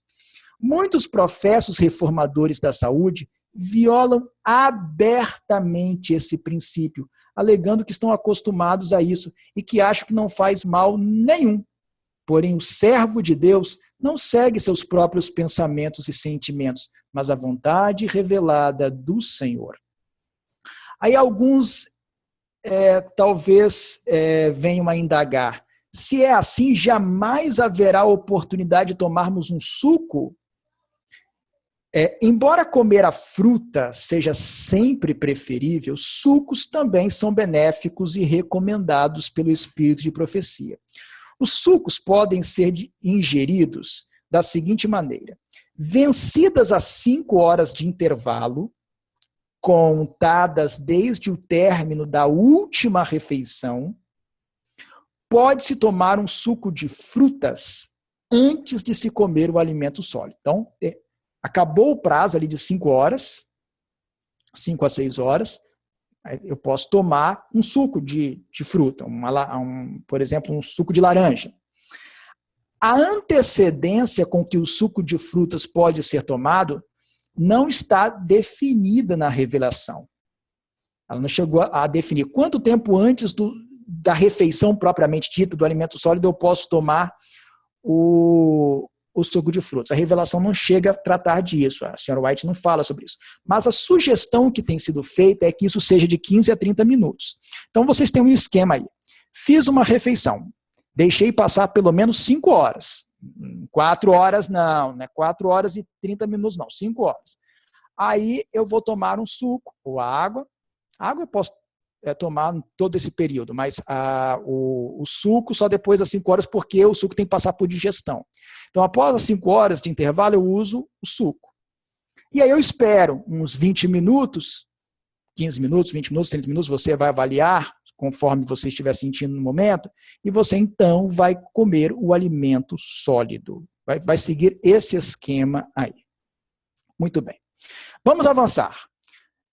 Outra orientação que pode e deve ser implementada mesmo enquanto o indivíduo ainda adota um regime alimentar onívoro, isto é, com uso de carne, ovos, leite e vegetais, diz respeito à limitação das variedades em cada refeição.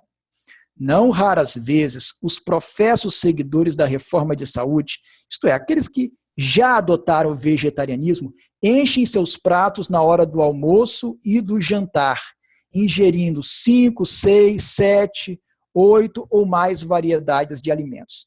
Isso é ainda mais frequente em restaurantes self-service, em almoços comunitários. O indivíduo se depara com toda aquela variedade diante de si, cala a boca da consciência e dá livre curso para o apetite pervertido comandar sua vontade. Ou seja, não submete o apetite às faculdades superiores da mente.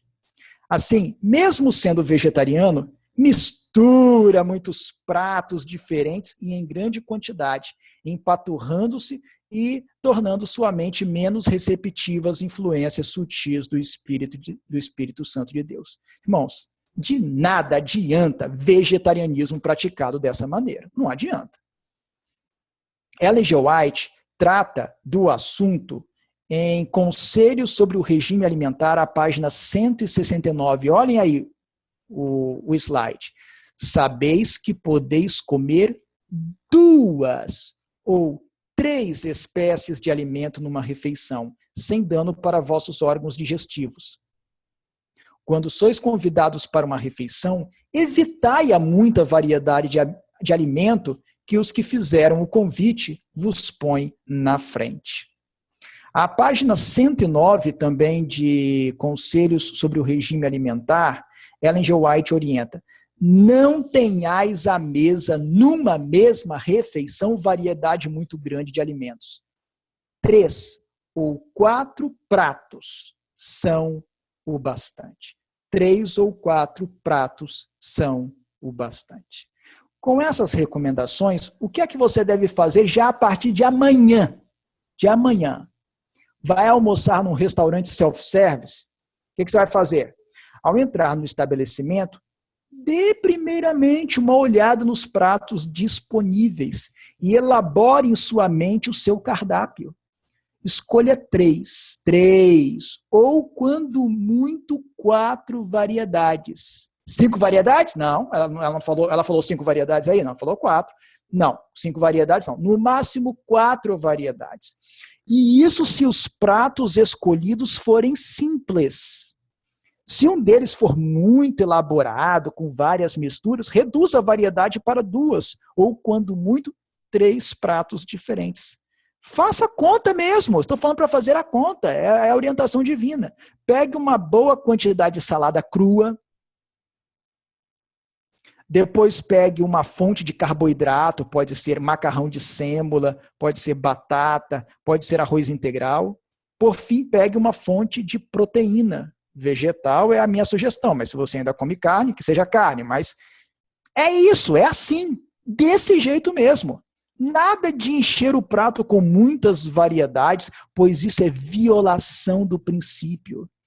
Ah, mas eu fui convidado para comer na casa de alguém e havia tantas coisas saborosas lá. Eu queria provar de tudo. Nada disso, nada disso. Esmurre seu corpo e o reduz à escravidão. Você não vai morrer por deixar de comer um item ou outro.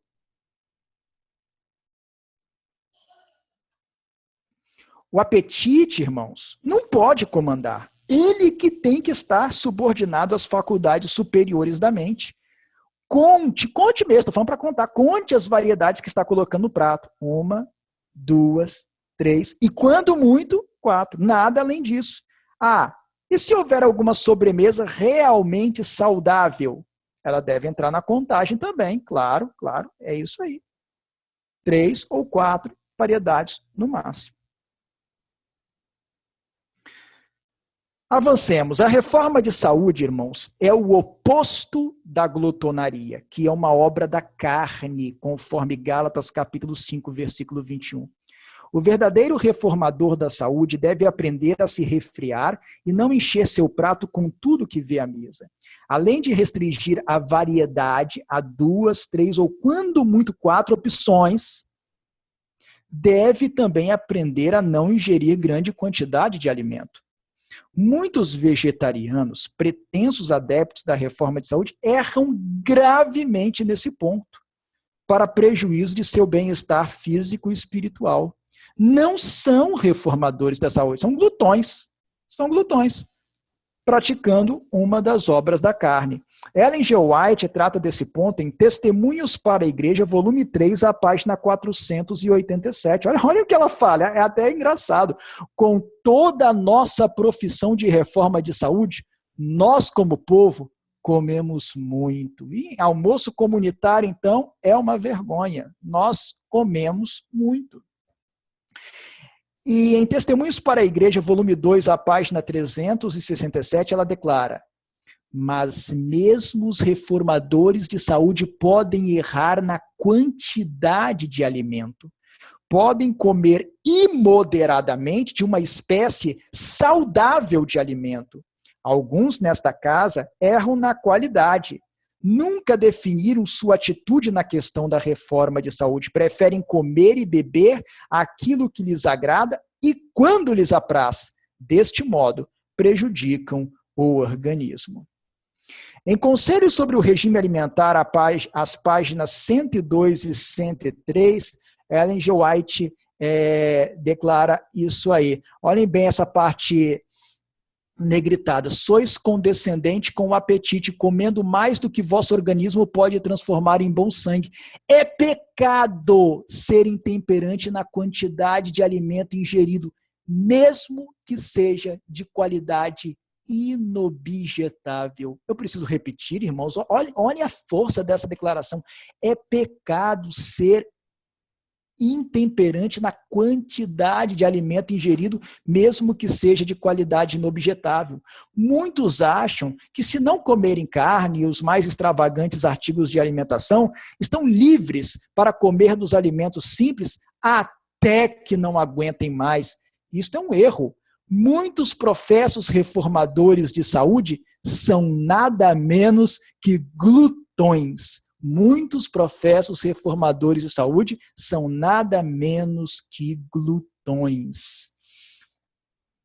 E também ela diz aí nessa parte negritada: o estômago é sobrecarregado em seus esforços por dar cabo do excesso, havendo então um senso de langor, o qual é interpretado como se fora fome, e sem permitir aos órgãos digestivos tempo suficiente para repousar de seu treno labor, outra quantidade moderada elevada ao estômago, pondo a exausta maquinaria outra vez em movimento. Irmãos, nós não podemos ser glutões. Glutões não entrarão no céu.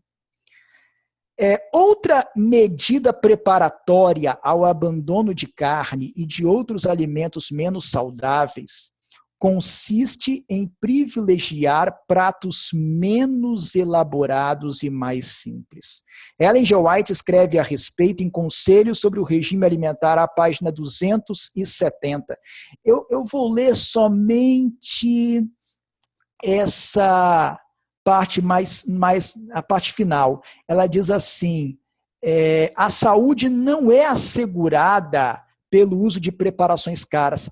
Podemos ter igualmente boa saúde usando as preparações simples de frutas, cereais e verduras.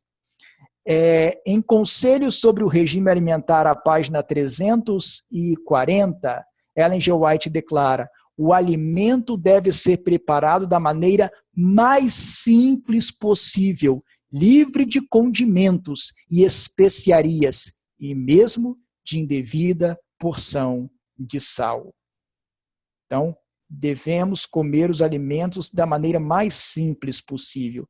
De sua própria prática, Ellen G. White fez o seguinte apontamento que ocorre em Conselhos sobre o Regime Alimentar, à página 490. Minha saúde é boa, excelente o apetite. Verifico que quanto mais simples a comida e quanto menos variedades eu como, tanto mais forte me sinto. E a página 83 de Conselhos sobre o Regime Alimentar, ela diz o seguinte: deveis usar os alimentos mais simples, preparados da mais simples maneira. Preparados da mais simples maneira. Privilegiar os alimentos crus é medida da mais importante na reforma pró-saúde, irmãos. Privilegiar os alimentos crus. Muitos que abandonam o consumo de carne resistem à ingestão de grande parte dos frutos e verduras existentes por não apreciarem seu sabor. Por não mais comerem carne e também por não ingerirem boa parte dos alimentos de origem vegetal disponíveis, principalmente frescos e crus, essas pessoas estabelecem seu regime à base de pães, bolos, biscoitos, assados, macarronadas e doces. Existem vegetarianos que comem pães, comem macarronadas, bolos o tempo todo. Rapidamente engordam, acumulando muito tecido adiposo e passam a apresentar altas taxas de triglicerídeos, o que aumenta o risco de problemas cardíacos e de acidentes vasculares cerebrais. Quem age assim não é verdadeiro reformador de saúde, está se enganando. Está praticando uma falsa reforma de saúde, que podemos chamar mais apropriadamente de deformação da saúde, não de reforma de saúde. Quem quer ser um autêntico e correto reformador da saúde deve, antes de abandonar o alimento cárneo, se forçar a comer e apreciar toda sorte de frutos e verduras, é claro. Você tem que se acostumar. Não gosto disso, não gosto daquilo. Não, force-se a apreciar. Eu estou falando por mim mesmo. Quando eu era criança e no começo da adolescência, eu não gostava de nada que era vegetal. Colocava para o canto do prato cebola de jeito nenhum. Essas folhas era um horror. Eu gostava somente de frituras. Eu me forcei, não. Tem que gostar. Como que não gosta? Como que não vai gostar? Tem que gostar, vai gostar sim. Agora, é claro que todos têm suas preferências. Uns apreciam mais determinados alimentos, outros gostam mais de outros tantos. Isso é normal e deve ser respeitado. Entretanto, um reformador de saúde não pode deixar de se alimentar de nada que possa contribuir para a sua saúde. Deve se forçar a gostar de todos os alimentos saudáveis, exceto se realmente constatar que seu organismo não se dá bem com este ou aquele item. O que, todavia, irmãos, nada tem a ver com paladar. Não é, eu não como porque eu não gosto. Não. Tem a ver com a digestão daquele alimento e com seus efeitos sobre o organismo. Ellen G. White escreve a respeito, e sua declaração aparece em Conselhos sobre o Regime Alimentar, à página 494. Ela diz assim: há grande diferença entre constituições e temperamentos, e as exigências do organismo diferem grandemente nas diferentes pessoas. O que seria alimento para um, seria veneno para outro. Assim, não se podem estabelecer regras precisas que se ajustem a todos os casos. Ela falando dela mesma, não posso comer feijão, pois para mim é um veneno. Mas dizer eu por isto que ninguém deve comê-lo seria ridículo. Então, se você perceber que você não se dá bem com um alimento, a digestão fica difícil, você se sente mal mesmo, aí você deve evitar esse alimento. Por exemplo, eu sinto algo com o agrião, que eu acho que muita gente sente. Eu sinto uma ardência no estômago e também na urina. Então eu como pouco, mas não deixo de comer, porque considero importante. Mas se você sente que algum alimento faz mal mesmo para você, então você deve evitá-lo. Agora, não deixar de comer porque não gosta simplesmente. Não, isso aí não é a atitude de um verdadeiro reformador da saúde. Então, em síntese, a pessoa pode ter suas preferências alimentares, mas antes de se tornar vegetariana, ela deve se forçar a apreciar todos os alimentos de origem vegetal, não rejeitando nenhum deles apenas por razão de gosto, porque seria se submeter ao apetite. E a gente não pode submeter ao apetite. Esmurre seu corpo e o reduz à servidão. Exceção se faz se você perceber que determinado item não é bem digerido por seu corpo e lhe é nocivo. E você deve privilegiar o consumo de alimentos crus, na ingestão de frutos e demais vegetais isoladamente e em saladas de frutas ou em saladas de vegetais. Quanto mais simples for o alimento, tanto quanto melhor. Nós já estamos nos encaminhando para o encerramento do estudo de hoje. Um reformador de saúde não pode rejeitar, irmãos, por mero amor ao paladar, o consumo de acelga, agrião, alface, brócolis, chicória, couve, espinafre, repolho, rúcula, beterraba, cenoura, inhame, azeitonas, jiló. É claro, ele pode gostar mais de uma coisa e menos de outra, evidentemente, mas não enjeitar um item meramente por amor ao paladar. Esmurro o meu corpo e o reduzo à servidão, é o lema do verdadeiro reformador de saúde. Por fim, outra recomendação extremamente importante que deve preceder a mudança do regime onívoro para o vegetariano consiste no uso abundante de água. Um dos maiores erros no cuidado com a saúde está na baixa ingestão de água, que é a bebida natural criada por Deus para hidratar o corpo e, consequentemente, satisfazer a sede. Ellen G. White fala a respeito em A Ciência do Bom Viver, a página 327. Na saúde e na doença, a água pura é uma das mais excelentes bênçãos do céu. Foi a bebida provida por Deus para saciar a sede de homens e animais. Bebida abundantemente, ela ajuda a suprir as necessidades do organismo e a natureza em resistir à doença. Não é de estranhar que seja assim, irmãos. Aproximadamente 70% do corpo humano é composto de água, vocês sabem. O cérebro, por sua vez,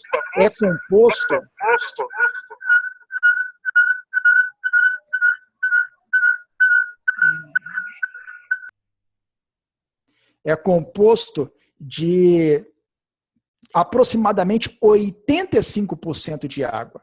A baixa ingestão de água está ligada ao aparecimento de muitos males e doenças, tais como dores de cabeça, prisão de ventre, artrite, depressão, etc. Então, embora suscitem alguns certa dúvida a respeito, recomenda-se a ingestão de aproximadamente 2 litros de água por dia. Isso dá cerca de 10 copos de 200 ml por dia. Alguns sentirão necessidade de pouco mais, outros de pouco menos. Isso é uma aproximação. O importante é estar sempre bem hidratado.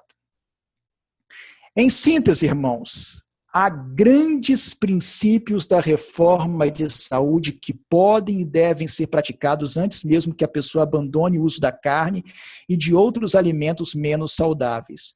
Pois não faz nenhum sentido que se dê um passo tão ousado, ainda que extremamente importante e necessário, como o do abandono do alimento cárneo, e se seja desregrado e intemperante em outros pontos tão importantes quanto. Então, relembrando, o que nós vimos hoje? Devemos adotar um regime de 3 refeições diárias, com intervalo mínimo de 5 horas entre elas. 4 horas? Não. 4 horas e meia? Não.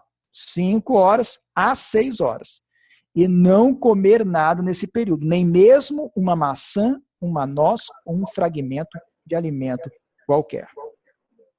Devemos fazer do desjejum a principal refeição do dia. Acordou, fez a sua oração, entregou sua alma ao Senhor, beba água, espere em 15 minutos, 20 minutos, meia hora. Você espera aí conforme você avaliar. Meia hora seria o melhor, né? Meia hora é mais indicado conforme o consenso. E aí você vai fazer a sua refeição. Aí vai fazer uma boa refeição, a primeira refeição do dia, vai ser a principal. Então, devemos fazer do desjejum a principal refeição do dia. E da refeição da noite, a mais leve. A refeição da noite, se houver, é a mais leve. E que deve ser tomada um bom tempo antes de dormir. Não devemos ingerir líquido com alimento sólido nas refeições. Não devemos ingerir mais do que 3 ou 4 variedades diferentes na mesma refeição, mesmo no self-service, num almoço comunitário. Não, você vai se controlar nisso. Não devemos ingerir grande quantidade de alimento em cada refeição, não devemos ser glutões. Devemos ingerir os alimentos da maneira mais simples possível, evitando o uso excessivo de pratos muito elaborados e privilegiando o uso de alimento cru. Aliás, na refeição, quando você for fazer a refeição, comece pelo alimento cru. Você vai começar pelo alimento cru e depois você vai para o alimento cozido. Existe uma ordem, nós vamos seguir uma ordem. Cristão é organizado, não é bagunçado, não. E devemos fazer uso abundante de água. Adotando todas essas mudanças, o indivíduo trará benefícios para si mesmo, terá uma mente mais clara, tranquila e desembaraçada para receber as sutis influências do Espírito Santo e dará um testemunho ao universo, tanto a anjos quanto a homens, de que não é o apetite que governa a sua vida, mas o Senhor Jesus. Que sejam nossos os dizeres do hino: tudo entregarei, sim, por ti, Jesus bendito, tudo deixarei. Que Deus abençoe os irmãos. Este era o assunto de hoje e eu abro a oportunidade para os irmãos fazerem comentários, acréscimos, observações ou eventuais perguntas. Os irmãos estejam à vontade, podem se manifestar pelo chat, podem se manifestar pelo áudio, conforme o quiserem. Deixa eu ver aqui. Sim, o irmão Adelair apreciou o estudo. Alguém tem algum comentário, algum acréscimo a fazer, ou alguém ficou em dúvida quanto a algum ponto, quer fazer alguma pergunta?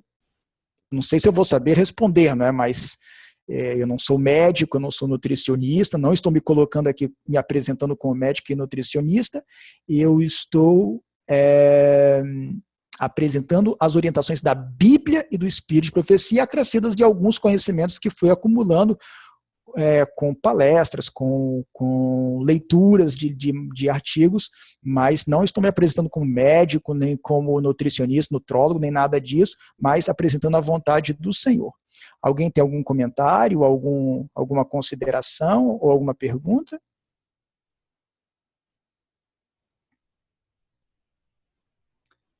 Não?